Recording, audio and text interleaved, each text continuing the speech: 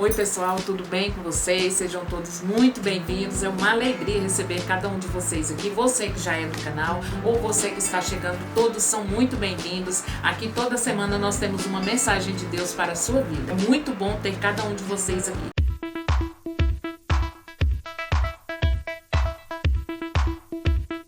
No vídeo passado eu comecei a falar sobre Raabe, não teve como dar continuidade porque estava muito barulho, eu tenho os vizinhos muito animados e eu não consegui, mas hoje eu quero falar para você um pouco da história da Bíblia para que a gente venha entrar no contexto da mensagem de hoje.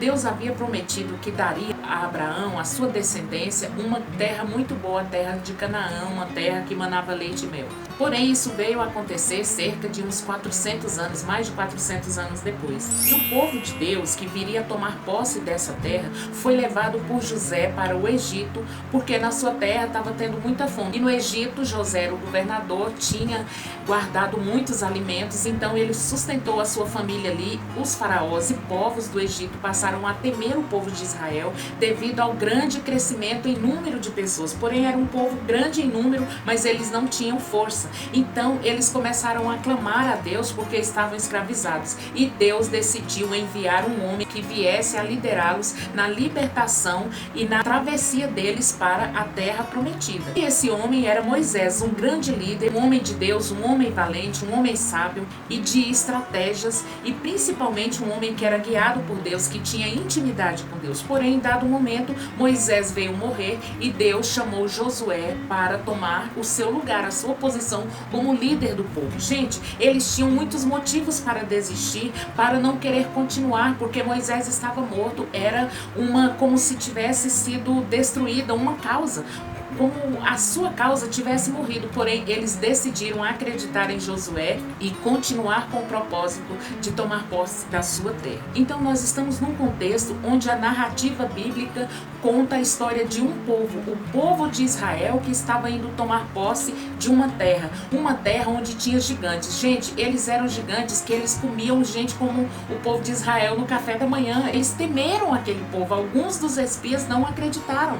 E Deus manda espias para vigiar a terra, para conhecer, para ter uma noção, para sentir a terra como era, e manda os espias para a casa de Raabe. Gente, homens de Deus, pessoas de Deus que estavam sendo enviadas para conhecer a terra onde Deus colocaria o seu povo.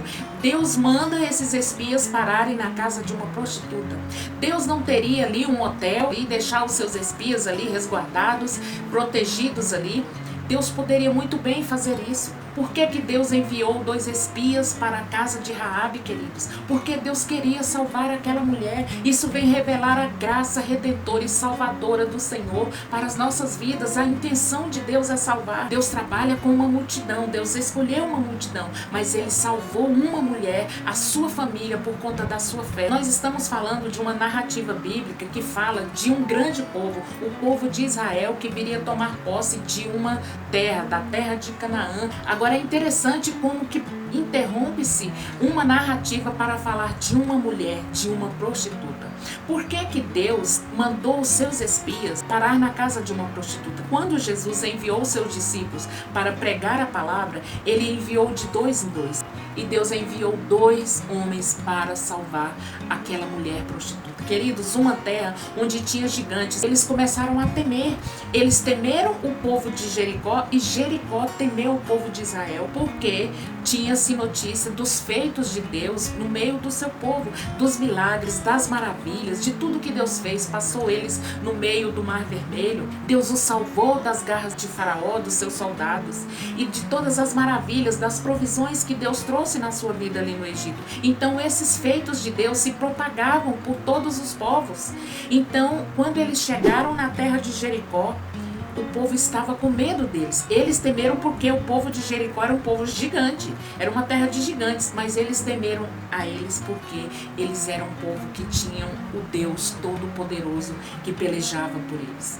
Então nós vemos uma narrativa que muda do coletivo para o individual, uma narrativa que fala de um povo gigantesco, um grande povo que Deus escolheu, que por meio deles operou maravilhas, sinais e prodígios, e começa a se falar de uma mulher mulher, de uma prostituta. Deus não tinha um lugar melhor, irmãos, para colocar os espias, para hospedá-los naquela cidade. Que indigno seria, né?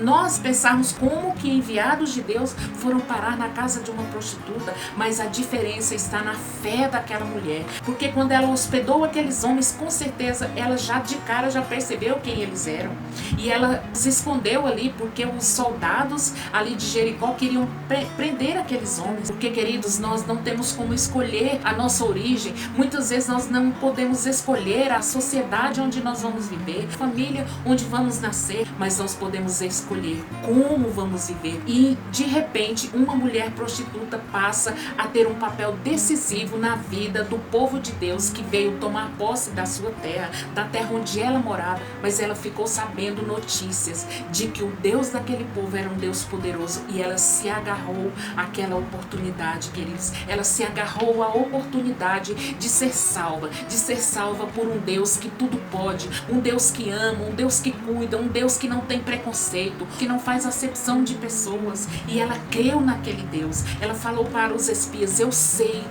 por quem vocês vêm, eu sei que Deus deu essa terra para vocês. E ela escondeu eles na sua casa. Gente, é uma mulher de uma estratégia tremenda. Ela foi tão estrategista. Ela escondeu os espias. Quando os soldados vieram perguntar por eles, ela falou: eles não estão aqui. Eles estiveram aqui e foram embora. Vocês vão por tal e tal lugar. Eles foram. Ela foi e tirou-os dali e falou: agora vocês vão embora por tal e tal lugar. Sem antes ter uma conversa que foi crucial na sua vida. E ela falou para eles: olha, eu escondi vocês. Agora vocês vão me salvar. Prometam que vocês vão me salvar, porque eu sei que vocês vão invadir essa terra. Vocês vão tomar posse dessa terra. Mas me salvem, a mim e a minha família. Veja que Raabe era uma prostituta, mas ela era uma líder. Raabe era uma mulher decidida. Raabe era uma mulher de fé, uma mulher generosa. Era uma mulher que salvou a si e salvou a sua família, queridos.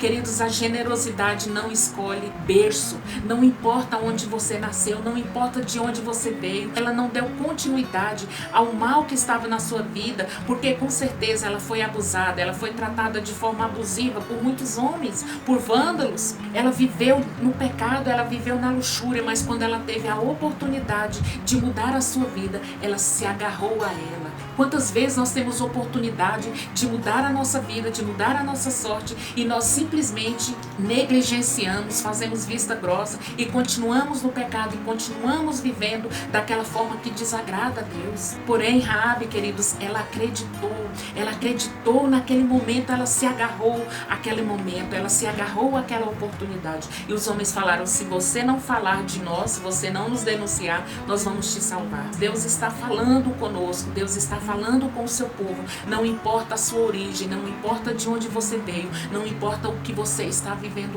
hoje. Há uma nova oportunidade, há uma oportunidade para a sua vida. Eles fizeram uma aliança com Raabe.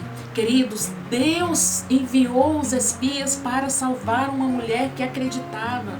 Deus enviou espias para salvar uma prostituta, uma mulher que é citada na Bíblia umas 8 vezes, e dessas 8 vezes, 5 delas ela é citada como prostituta. Por que que os escritores fazem questão de falar que ela era uma prostituta? Para estar cada vez mais reafirmando, demonstrando a graça salvadora de Cristo, o amor de Cristo pelo seu povo, por mim e por você. O que seria de Raabe se não fosse a intervenção divina, queridos? O que aconteceria com aquela mulher? Ela seria destruída junto com o povo de Jericó. E ali eles fizeram uma aliança com ela e falaram para ela: olha, nós vamos sim salvar você e a sua família, mas você precisa colocar um sinal na sua casa, porque eu imagino que as casas eram parecidas também. E ela falou: qual o sinal? Então o sinal seria ela colocar um pano vermelho na janela da sua casa.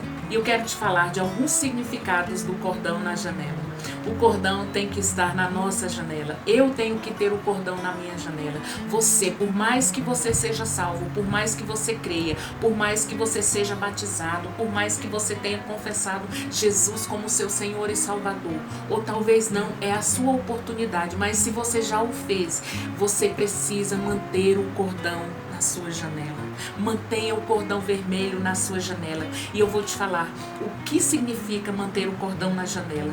O primeiro significado do cordão na janela: eu estou me preparando para o milagre.